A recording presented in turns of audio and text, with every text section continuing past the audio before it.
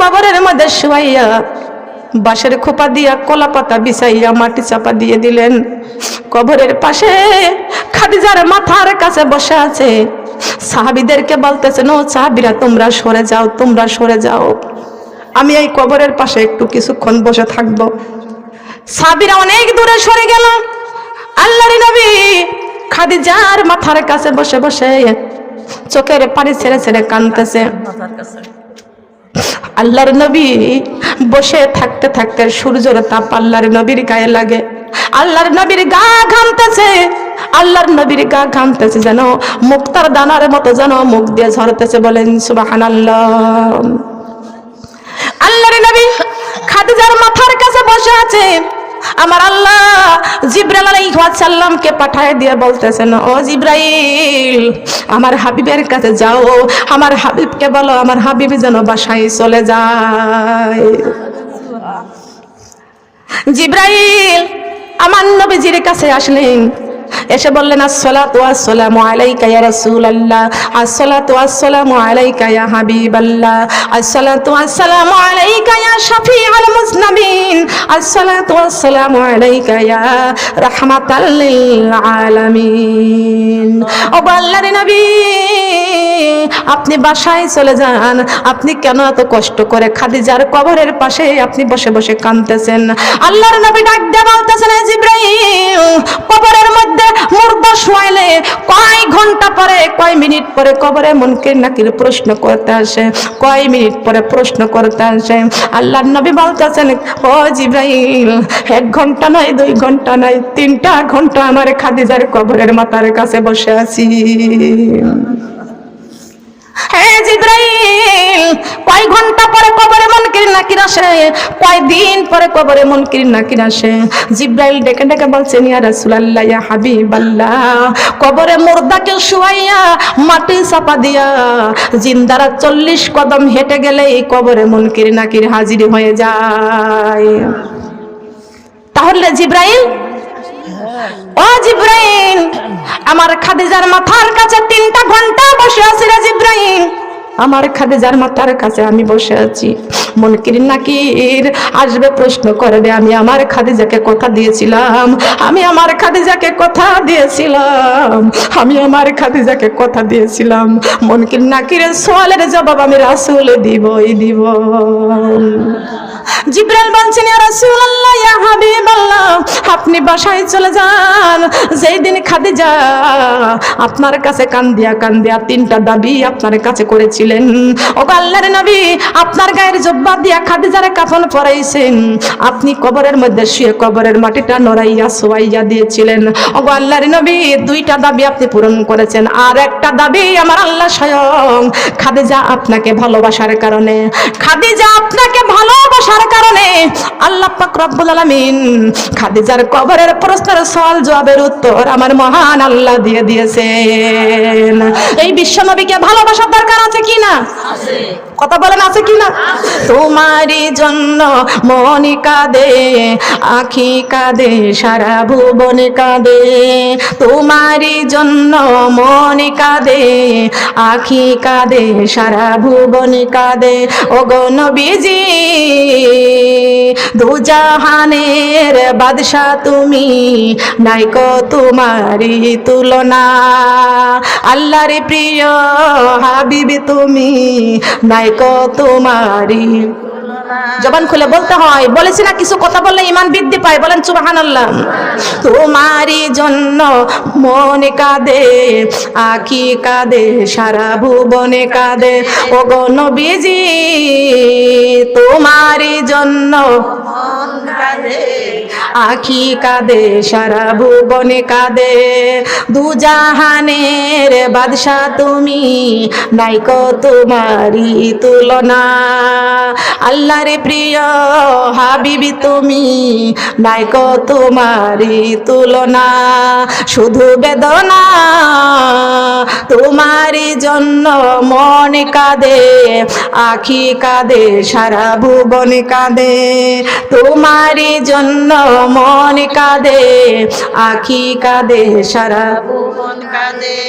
মায়া মিনার নয়নে মনি নাইকো তোমারি তুলনা, দুজাহানের বাদশা তুমি নাইকো তোমারি তুলনা। ওগো নবীজি তোমারি জন্য মনে কাঁদে, আখি কাঁদে, সারা ভুবনে কাঁদে। তোমারি জন্য মনে কাঁদে, আখি কাঁদে, সারা ভুবনে কাঁদে। সুবহানাল্লাহ বলেন। এই নবীজির জন্য কান্দে কি কান্দে না? আজকে আমাদেরকে বিশ্ব নবীর জন্য অন্তর কান্দে না, দিল কান্দে না, মন কান্দে না। আল্লাহ পাক রব্বুল আলামিন বলেছেন, আমার বিশ্ব নবী আমার দোস্তের জন্য যার চোখের পানি পড়বে, আমি আল্লাহ তার কবরটা জান্নাতের টুকরা করে দিব। বাবুনটা খেয়াল করে শুনবেন, এই বিশ্ব নবীর ভালোবাসা আমাদের দরকার আছে কি আছে না? আমার নবী দুনিয়ায় নাই, আমার নবী কোরআন রেখে গেছেন, বলেন সুবহানাল্লাহ। কি রেখে গেছেন?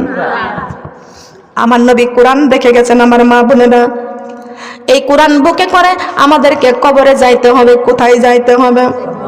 আল্লাহর নবী দুনিয়া ছেড়ে বিদায় নিয়ে চলে যাবেন। মহান আল্লাহ পাক রব্বুল আলামিন ডেকে ডেকে বলছেন, ও আমার হাবিবা, আপনি এই দুনিয়ায় যতদিন থাকবেন আপনার উম্মতদেরকে নিয়ে ততদিন আমি রেখে দিব। আল্লাহর নবী ডেকে ডেকে বলেন, আল্লাহ এই দুনিয়ায় আমার থাকতে মন চাই না, তার কারণ আল্লাহ তুমি কোরআনে কারীমের মধ্যে ঘোষণা করে দিয়েছেন, মুত্তাকিইনা আলা ফুরশিম বাতাইনুহা মিন ইস্তাবরাক ওয়া জানাল জান্নাতাইনি দান। আল্লাহু আকবার। এই আল কোরআনের ছায়া তলে এসো রে মুমিন, এই পাক কোরআনের ছায়া তলে এসো রে মুমিন, এই আল কোরআনের ছায়া তলে এসো রে মুমিন। সুবহানাল্লাহ বলেন। কাকে ডাক দিয়েছেন? কোরআনকে ডাক দিয়েছেন, বলেন সুবহানাল্লাহ।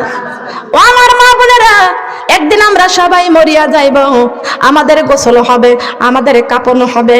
আমার মা বোনেরা, আমরা সবাই মিলে একদিন কবরে চলে যাব। কথা বলেন সুবহানাল্লাহ। একজন মুর্দা যখন ঘরের মধ্যে যখন মরিয়া যাইবে, রূহটা যখন বের হয়ে যাইবে, আল্লাহ পাক রব্বুল আলামিন বলেছেন, তার নাম ধরে কেউ ডাকবে না, নাম ধরে কেউ ডাকবে না, নাম ধরে কেউ ডাকবে না।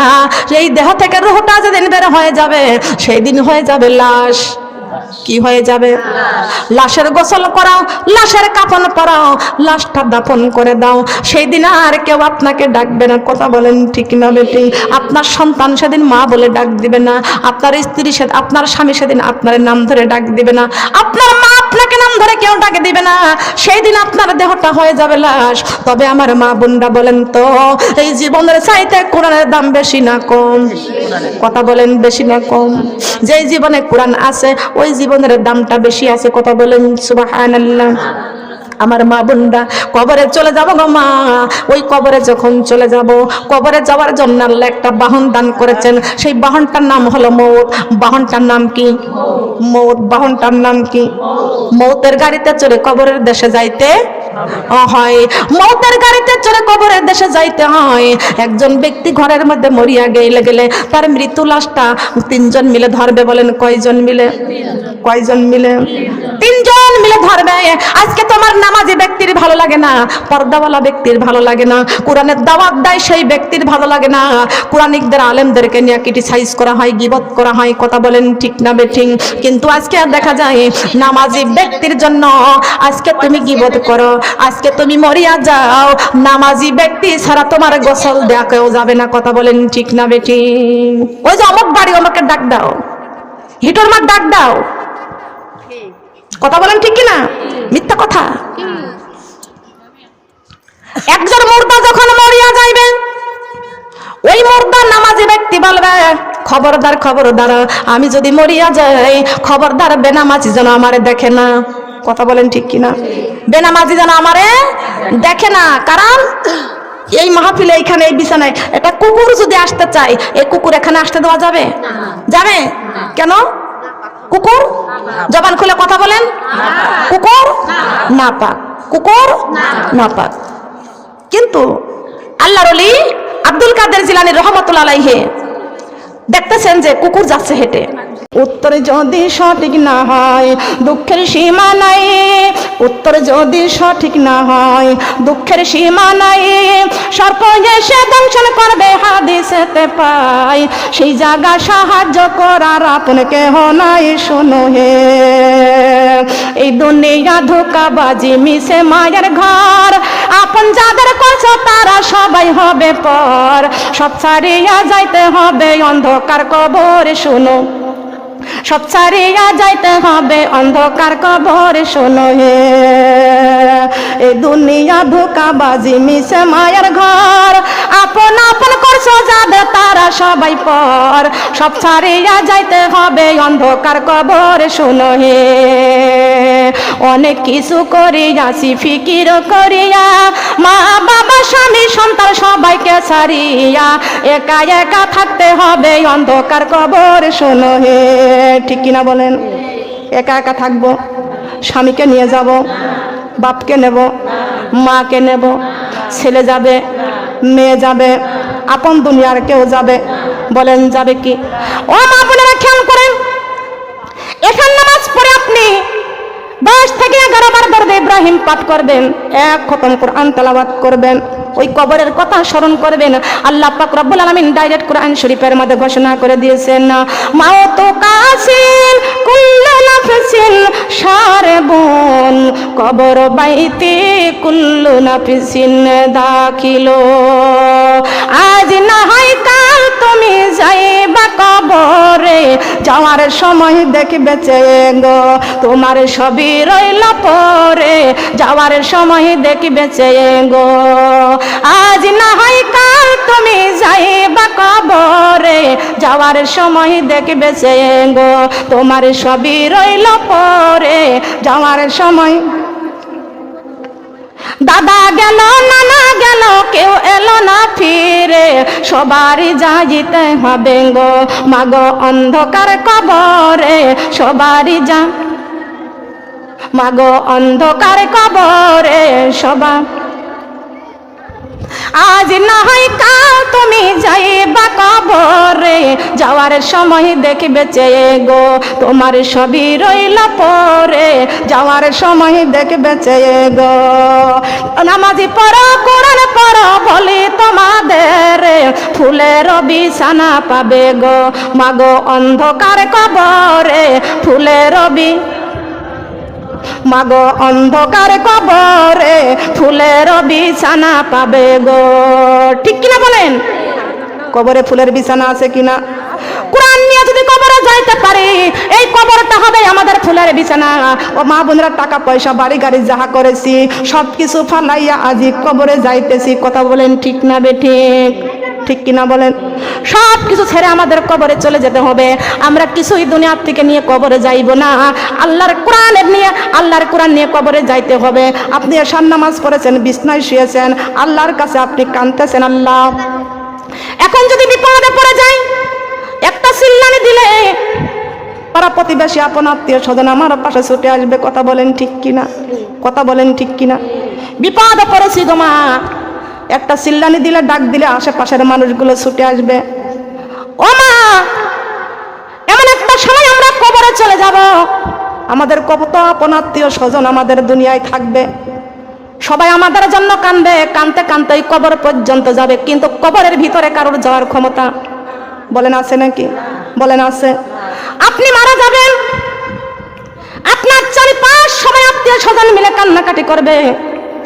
আপনার বড় ছেলেটা আপনার মাথার কাছে আপনার মৃত্যু মুখটা দেখে হাওমাও করে কানবে। কথা বলেন ঠিক না বেঠিক? কানবে কি কানবে না?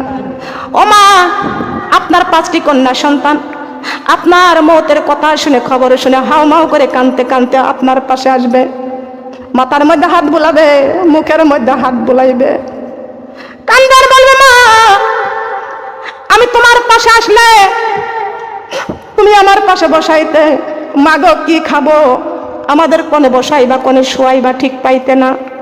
ও মা, তোমার মাথার পাশে বসে কাঁদতেছি, মা একটা বার ডাক দাও। কিন্তু জানো না দুঃখিনী মা দুনিয়া ছেড়ে বিদায় নিয়ে চলে যাবে, সন্তান মাতার কাছে বসে বসে চোখের পানি ছেড়ে ছেড়ে কানবে।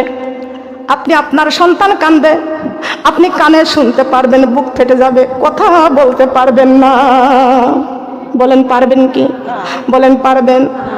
লক্ষ্য করেন, খেয়াল করে শুনেন, যেই জীবনে কোরআন নাই ওই জীবনের কোনো দাম নাই, আর যেই দেহের মধ্যে রূহ নাই ওই দেহের কোনো দাম নাই। কথা বলেন ঠিক না বেটি? কথা বলেন ঠিক কিনা? ও মা, আব্বা জান আদম আলাইহিস সালামকে বানানোর জন্য জিদ্দাত থেকে মাটি আনলেন।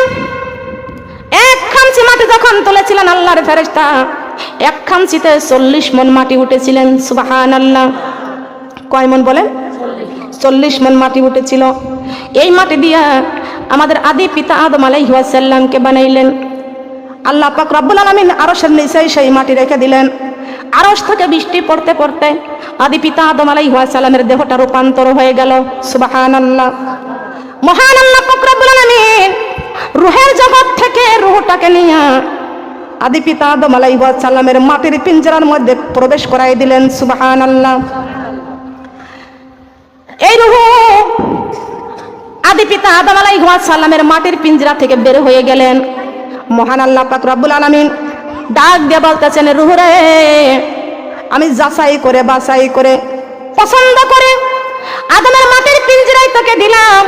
রূহ রে, তুই কেন বের হয়ে গেলি? রূহ ডাক দিয়া বলতেছেন, আল্লাহ, আদমের বানাইছেন আপনি মাটি দিয়া, আর আমি রূহটাকে বানাইছেন আপনি নূর দিয়া। হে মাবুদ, আমি নূরের তৈরি, আদমের মাটির পিঞ্জরা বড় অন্ধকার, আমি রূহ অন্ধকারকে পছন্দ করি না। মহান আল্লাহ পাক রব্বুল আলামিন কুরআন শরীফের মধ্যে ঘোষণা করে দিয়েছেন, মিনাজ জুলুমাতি ইলান নূর। বলেন আল্লাহু আকবার। কার কথা? আল্লাহর কথা। এবং কোরআন আমাদের মানার দরকার আছে কিনা? আছে না? সমাধান চাও যদি জীবনে মরণে, ফিরে চাও খুঁজে নাও, চোখ রাখো কোরআনে, ফিরে চাও খুঁজে নাও। সবাই সবাই ফিরে চাও খুঁজে নাও। সমাধান চাও যদি জীবনে মরণে, ফিরে চাও খুঁজে নাও, চোখ রাখো কোরআনে, ফিরে চাও খুঁজে নাও, চোখ রাখো। এ বাণী সকলের নয় শুধু মুমিনের, যারাই চলবে মেনে ফল পাবে কোরআনের। এ বাণী সকলের নয় শুধু মুমিনের, যারাই চলবে মেনে ফল পাবে কোরআনের। ঘরে বলো কি বারাষ্টে বলো, ঘরে বলো কি বারাষ্টে বলো, অশান্তি দূর করে শান্তি আনে। সমাধান সমাধান চাও যদি জীবনে মরণে, ফিরে চাও খুঁজে নাও, চোখ রাখো কোরআনে, ফিরে চাও খুঁজে নাও।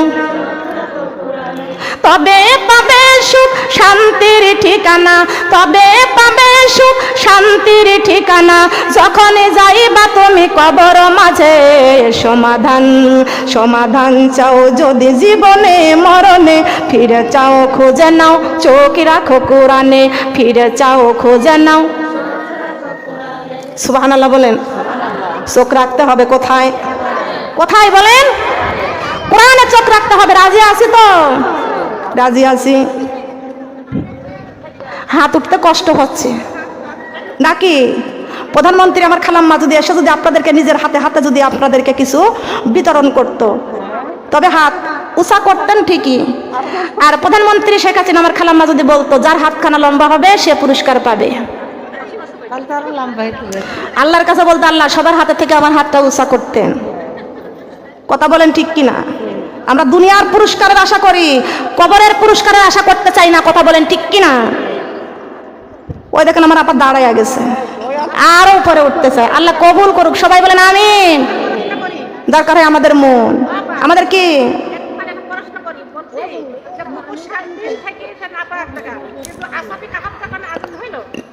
জানেন জানান আমি বলবো, খেয়াল করেন, লক্ষ্য করেন, আমার আলোচনা ভাগ ভাগ করে হয়। কথা বলেন ঠিক কিনা?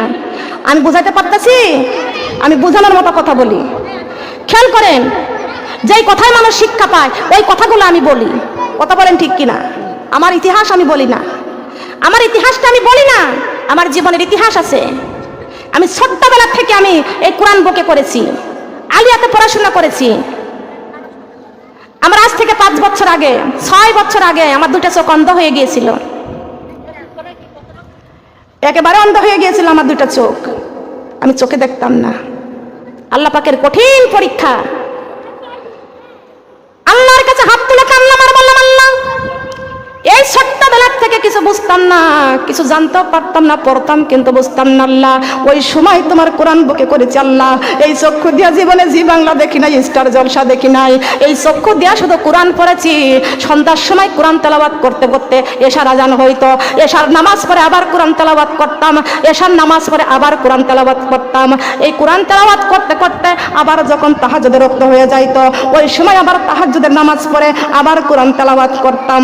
এইভাবে কোরআন তেলাওয়াত করতে করতে ফজরের আজান হয়ে যাইতো, ফজরের নামাজ পড়ে আবার কোরআন তেলাওয়াত করতাম, আবার এরশাদ নামাজ পড়ে চাষতের নামাজ পড়ে তারপরে মোনাজাত করে বিছনার থেকে উঠতাম। ও মা বোনেরা, ছোট্ট ছোট্ট পোলাপানেরা দেখেছি তারা নিজেরা খুঁটি মুচি নিয়ে ধুলাবালি নিয়ে খেলা করে। মা আমি কোনোদিন ওই খেলা করি নাই, আমি শুধু পড়াশোনা করেছি। ছোট্টবেলার থেকে পড়তে পারতাম না, সাদা কাগজটা নিয়ে পড়ার অভিনয় করতাম। আল্লাহ পাক রব্বুল আলামিনের কাছে বলেছিলাম, আল্লাহ আমি তোমার কোরআনের বক্তা হতে চাই।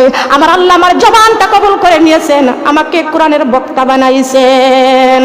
লক্ষ্য করেন আমার মা বোনরা, খেয়াল করেন, আপনাদের মতো যৌবন আমার আছে, আপনাদের মতো চেহারা শান্তি আল্লাহ যা দিয়েছেন আল্লাহ, কিন্তু এই কণ্ঠ নিয়ে কিন্তু আমি কোনো গানের স্টুডিওয় যাই নাই, আমি গান গাই নাই, আমি কোনো বিউটি পার্লারে যাই নাই, আমি কখনো কোনো পাখি জামা পরি নাই। আমার মা বোনরা সাদা মাথা পোশাক পরতে হবে, আল্লাহর ভয় করতে হবে। আল্লাহ পাক রব্বুল আলামিন কোরআন শরীফের মধ্যে ঘোষণা করে দিয়েছেন, আমি তো পড়লাম কোরআন শরীফের মধ্যে, ইয়া আইয়ুহাল্লাযিনা আমানুত্তাকুল্লাহা হাক্কা তুকাতিহি ওয়া লা তামুতুন্না ইল্লা ওয়া আনতুম মুসলিমুন। আল্লাহ ডাইরেক্ট বলে দিয়েছে, হে মুসলমানেরা, তোমরা যদি ঈমান মুসলমান হয়ে কবরে আসতে চাও, তোমরা আমি আল্লাহকে ভয় করো।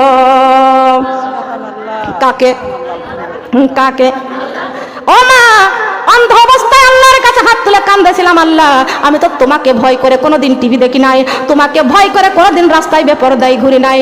ও আল্লাহ, তোমাকে ভয় করে আমি কোনোদিন বিউটি পার্লারে যাই নাই। ও আল্লাহ, আমি তোমাকে ভয় করে কোনোদিন কোনো ময় মুরব্বীকে অপমানিত করি নাই। ও আল্লাহ, তোমাকে ভয় করে কখনো মা বাবাকে অসম্মান করে নাই। ও আল্লাহ, তোমাকে ভয় করে একমাত্র তোমার কোরআনটা বুকে করেছি। আল্লাহ আমার আল্লাহ কবুল করেছেন।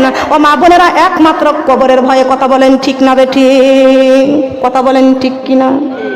আজকে মুসলমান সবাইকে আমাদের কোরআনের এই ভয় করতে হবে, কবরের ভয় করতে হবে, কোরআনটা বুকে করতে হবে। কথা বলেন ঠিক না বেঠিক?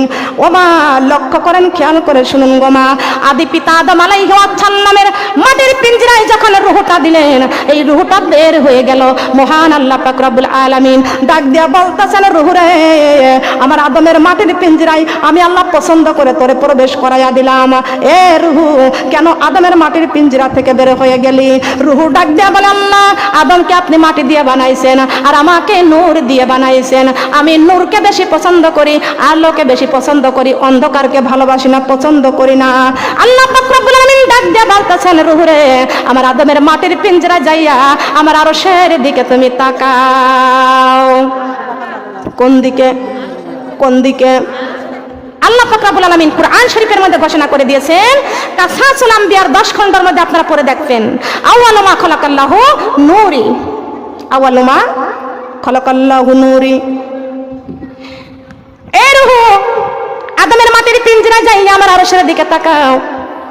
রূহটা আল্লাহর হুকুমে আদমের মাটির পিঞ্জরায় যাইয়া ওই আরশের দিকে লক্ষ্য করলেন, তাকাইলেন। এমন সময় আব্বাজান আদম আলাইহিস সালামের হাসি আসলেন বেহেশতের থেকে। সুবহানাল্লাহ। কোন জায়গা থেকে? বেহেশতের থেকে হাসি আসলেন। আমরা হাসি দিয়ে কি বলি? হাসি দিয়ে কি বলি? খেয়াল করেন, এটা বেহেশতের থেকে আসে। আব্বাজান আদম আলাইহিস সালাম হাসি আসলেন ওই জান্নাত থেকে। আব্বাজান আদম আলাইহিস সালাম যখন হাসি দিলেন, সঙ্গে সঙ্গে জীবনটা পেয়ে গেলেন। আদি পিতা আদম আলাইহিস সালাম বললেন, আলহামদুলিল্লাহ। কি বললেন? কি বললেন?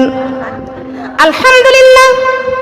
হে রব্বুল আলামিন, আপনি আমাকে মাটি দিয়ে বানাইয়া আমার মাটির দেহে আপনি রূহ দান করেছেন, আপনি আমাকে জীবন দান করেছেন। বলেন সুবহানাল্লাহ।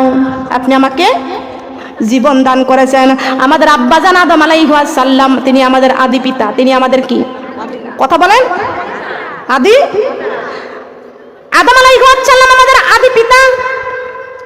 মুসলমানদের জাতির পিতা ইব্রাহিম আলাইহিস সালাম, বলেন না সুবহানাল্লাহ। কয় পিতা? 3 পিতা, সুবহানাল্লাহ। আদি পিতা আদম আলাইহিস সালাম, মুসলমানদের জাতির পিতা ইব্রাহিম আলাইহিস সালাম, বলেন সুবহানাল্লাহ। আর আমাদের জন্মদাতা, কথা বলেন ঠিক কিনা?